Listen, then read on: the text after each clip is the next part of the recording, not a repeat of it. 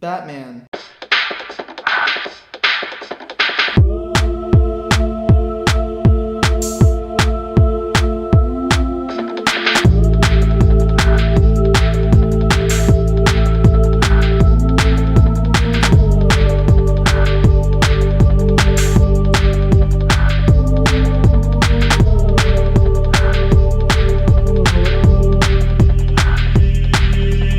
I don't know when this video will be out, but at the time of writing this stupid thing, the only thing that anyone seems to be talking about is this goddamn trailer. All the new PFPs on Twitter, all the analysis videos, all this hype going around is hardcore as Matt Reeves' Batman aims for its release at 2021 and has taken over the entire internet. And this is myself included. I was live tweeting, going mentally insane, rewatching the trailer till it got photographically ingrained in the back of my head, you know, the usual stuff. But a few days passed after FanDome and I found myself in a bit of a reflective state. I kept asking myself, why has the hype for this movie blown so out of proportion? I mean, sure, a Batman movie trailer comes out and people get excited, but this feels like something different. There's a clear level of infatuation amongst the community for specifically Matt Reeves' direction and Robert Pattinson's performance in this upcoming flicks, more so than I think we've ever seen before. Like, imagine you're my mom. Out of the blue, I'm just going ballistic over 2.5 minutes worth of footage over a film that's barely gone through production, and you're just left in the weeds wondering what exactly is going on. They're making a new Batman movie? Where's Ben Affleck?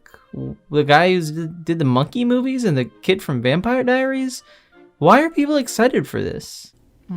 So after a few days of like thinking about it for a bit, I was able to cobble together a few of my thoughts on why I think the hype for this has been so high, and why I think maybe it's rightfully so.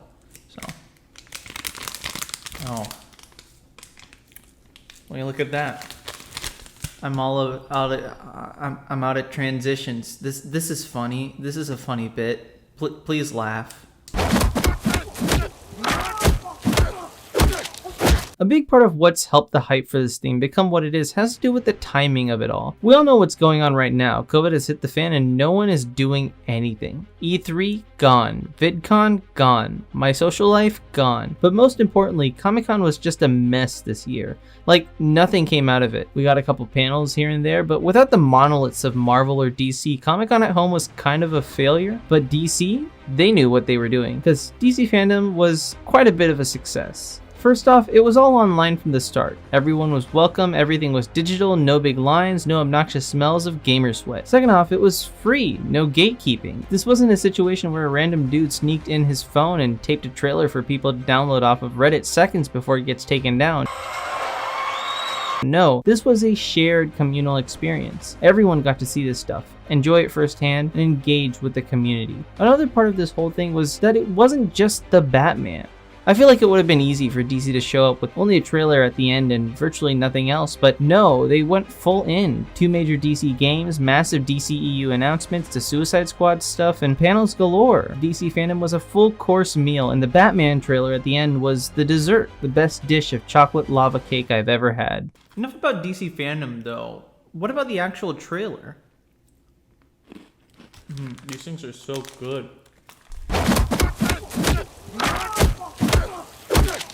I don't want to do a full dive into everything the trailer did, since everyone and their mother is making a video on this stuff right now, but I do have a list of stuff I took away from the trailer. So first off, the one thing that excites me is the general look of Gotham. I mean, Matt Reeves talked about it a bit in his panel, combining those old architectures and presenting them in more of a modernized setting. I see it as kind of a revised take on the original Dark Deco style of the animated series, which is absolutely amazing, perfect for this kind of Batman. Also, look at these character designs. I feel like they perfectly fit the world around them. Catwoman's homemade outfit, Riddler's Hush-style serial killer getup, Gordon's detective-y look, the Joker thugs. Wait a second. Are those Joker thugs? Cause if that's the case, I wonder... Hello? Don't you even think about it. Think about what? This is not a sequel to Joaquin Phoenix's Joker. Get that idea out of your head. Okay, fine. Yeah, but why not? I mean... Man, don't even get me started. Hey guys, Damnation here. So I really Really? do not think that the Joker is connected to the Batman. But please, don't take my word for it. Robert Pattinson was just cast as Batman. I know this is a totally different movie, but do you see those two worlds merging together anytime soon? No. Definitely not. Definitely not. Definitely not. Got me wondering, could these two movies possibly exist in the same universe? And I think that the answer is definitely yes. I don't have any time for these stupid clickbait pieces of trash. The people who make these videos are the scum of the earth. And if it would get views, they would try to convince you that Tenet was also secretly a sequel to Inception. Oh wait, so before Miffy kicks me off, here are the 3 main reasons why the Batman is definitely not connected to the Joker. Number 1, Andy Serkis. Alfred was played by a different actor in Joker. You could say that he aged to look like Andy Serkis, but we all know what Andy Serkis looked like 20 years ago. Number 2, the age gap. Joker took place when Bruce was roughly 10 years old, and Arthur was, come on, at least 40. Bruce and the Batman will be around 30. There's also a cell phone in the trailer, so I doubt we will see a 60-year-old Joker. Because who wants that? Never mind. Finally, if Arthur inspired the real Joker, as some fan theories have suggested, why even connect the 2 movies, given the only reason would be for Robert Pattinson and Joaquin Phoenix to meet anyway?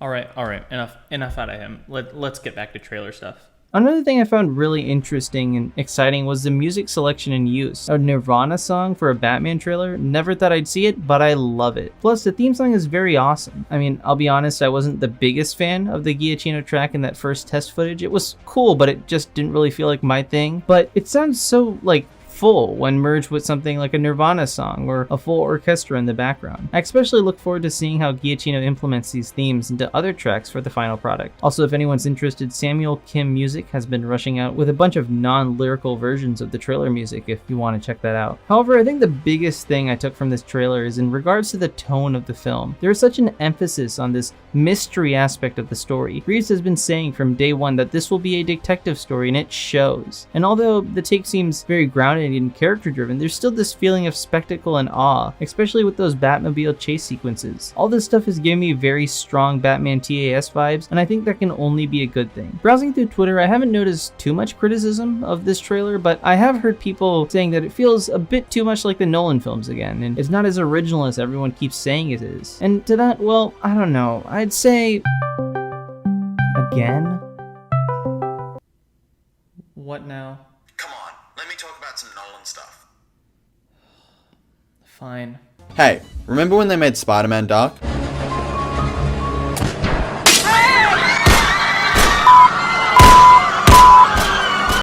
Wrong clip. I mean, remember when they made Batman dark, gritty, and grounded, and it was awesome? Yeah, I love the Dark Knight trilogy as well, and I'm a Nolan fan. So how does the Batman differentiate itself from the Dark Knight films? Well, Matt Reeves knows what he's doing, so I doubt they are making conscious choices to try and get away from those movies. But as Miffy said, I think what would be interesting to see would be to give Gotham that timeless feel with this modern tech juxtaposed against classic Art Deco architecture. Also, indulging in the Batman Rogues Gallery would also be a refreshing take. I mean, they don't have to do Killer Croc, but Poison Ivy done right would definitely be exciting to see in future films. Back to Miffy now. Alright, enough out of him. I want to talk about the biggest reason why I think everyone is so excited for this trailer. No, it's not Robert Pattinson's devilishly good looks. It's not the super studded packed cast. It's none of that. It's not even the trailer, really. It's Matt Reeves.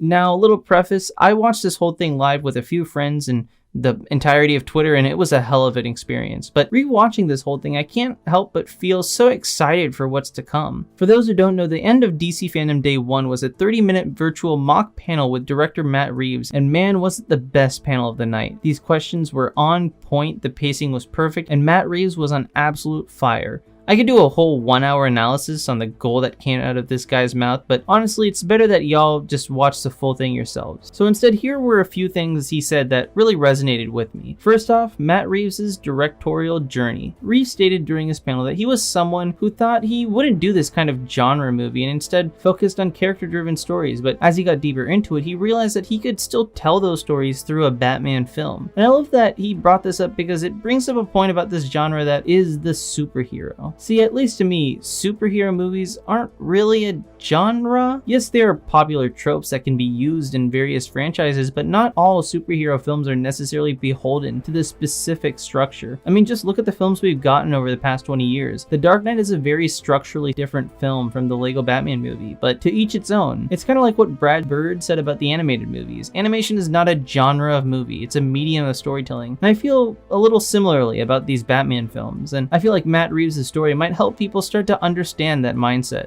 Next up, the criminology experiment. Reeves stressed this idea during his panel that this is all an experiment, and the idea behind Batman is that he's trying to find out what he can do to change Gotham for the better, a Gotham City experiment. He talked about how Bruce is charting all of his actions and studying the city, but at the end of the day, he's not having any of the effect he wants to. And again, I love this man. Not a lot of people think about the fact that in the beginning, Bruce Wayne doesn't necessarily know how to defeat crime. We get bits and pieces of that mindset in Batman Year One, but seeing that being the background idea for this film is going to be extremely refreshing. That brings me to this final thing that Reeves seemed to really highlight throughout his panel: the corruption of Gotham. The story of the Batman seems to be centralized around this idea that the Batman's been trying to do all these good things to lower the crime in the city, but he's neglected to look into this deep history of corruption within Gotham's law and aristocracy. And these Riddler murders may be pointing towards some of that history. Plus, we're getting that Gotham PD show about the cops trying to overcome corruption, which is something I really loved from Year One, so I'm super glad we get to see a focus on that as well. Something that was briefly mentioned in the panel too was the idea that his parents may be involved in some of that corruption. Again, we have all of our rumors about these telltale inspirations, but imagine if this lead is true. How am I a part of this? You'll see the Batcave being the old Wayne Manor, this whole thing with the symbol being made from the gun that killed his parents. Again, these small things tying up together in a thematic way, it's all pure speculation, but at the end of the day, all this discourse is just making me more confident in Matt Reeves' ability to tell that rich, character-driven genre film he wants to deliver. So yeah, the Batman. Pretty cool, right? Yes, very cool. We still have plenty of time to wait for this thing to come out. About a full year, if even. They've still got more than half to film. Maybe there'll be some more castings. There's test screenings. A lot of work is left to do. And who knows? Maybe this thing will absolutely suck. We have no idea. But given the fast amount of confidence from the fans, especially these past few weeks, I think we'll be in for something really special. And I'll be honest, some of my excitement for this whole thing definitely comes from some form of nostalgia. Back when I was a young kid in elementary school, first grade or something, I got this small learn to read book called Batman the Copycat Crime. This book was about Batman tracking down the Riddler and a child he had kidnapped, following various riddles across the city before saving the kid in the nick of time. I love this book a lot, but man, as a kid, it really terrified me. And the Riddler was like the scariest thing of all time, and I always put myself in the shoes of that child, fearful for my life. The book was the perfect amount of dark for me at the time and instigated my love for the Batman mythos. And of course, the Batman is going to be a much different and probably darker story than my dumb kids book, but I felt that same spirit that day, and no other recent Batman property had made me feel that way in a long time. The sensationalism for this thing has been huge. Some may consider it overrated, but I think on a personal level, the only way I can describe my experience with DC fandom and this Batman hype is with this. I used to watch all these kinds of big announcement events all the time as a kid, Twitter threads included. However, over time, I believe I slowly lost that intense sense of enthusiasm and excitement. But now I feel like that kid all over again.